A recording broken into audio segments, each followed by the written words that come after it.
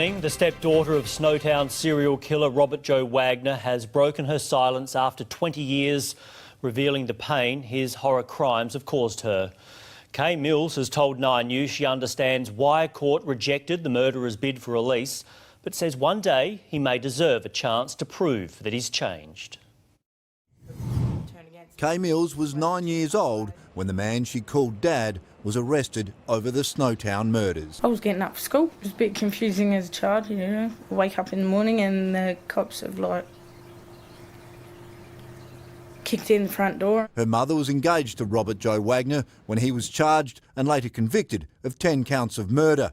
Kay and her siblings, including Wagner's then 18-month-old son Jesse, were taken from the family home and never returned. He was my dad and he took himself out of my life.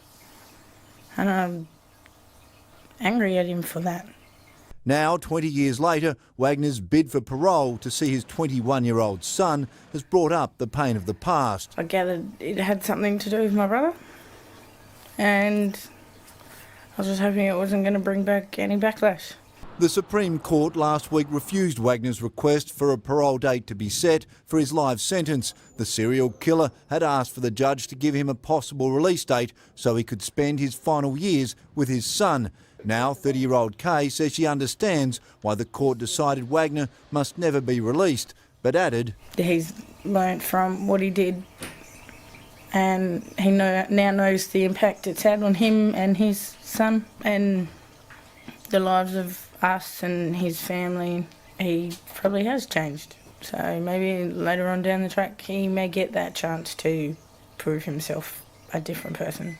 The Supreme Court judge, though, was blunt in his assessment of Wagner, saying he is plainly a hardened killer and incapable of true rehabilitation. And so he's now almost certain to spend the rest of his life behind bars. I think he knows what he's done, and the fact that, like most people see him as a monster, I just grew up with a different side of him.